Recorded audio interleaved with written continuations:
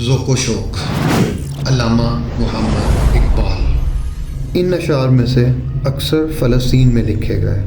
درے آمدم زاں ہما بوستاں، تہی دست رفتاں سوئے دوستاں۔ بال جبریل۔ قلب و نظر کی زندگی دشت میں صبح کا سما، چشمہ آفتاب سے نور کی ندیاں رواں۔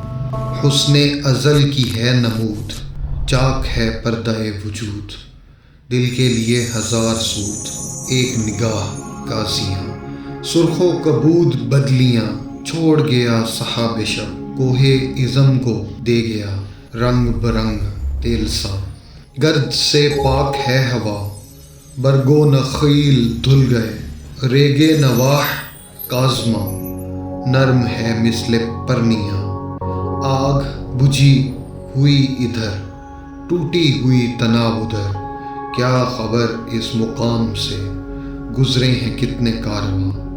آئی صدائے جبرائیل، تیرا مقام ہے یہی، اہل فراق کے لیے عیش و دوام ہے یہی۔ کس سے کہوں کہ زہر ہے میرے لیے مائے حیات، کہنا ہے بزم کائنات، تازہ ہے میرے واردات۔ کیا نہیں اور غزنوی کارگاہ حیات میں، بیٹھے ہیں کب سے منتظر اہل حرم کے سومنات۔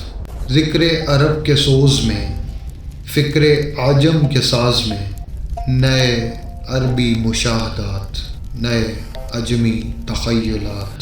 قافلہ حجاز میں ایک حسین بھی نہیں، گرچہ ہے تابدار ابھی گیسوئے دجلہ و فرات۔ عقل و دل و نگاہ کا مرشد اولی ہے عشق، عشق نہ ہو تو شرودی بت کدائے تصورات۔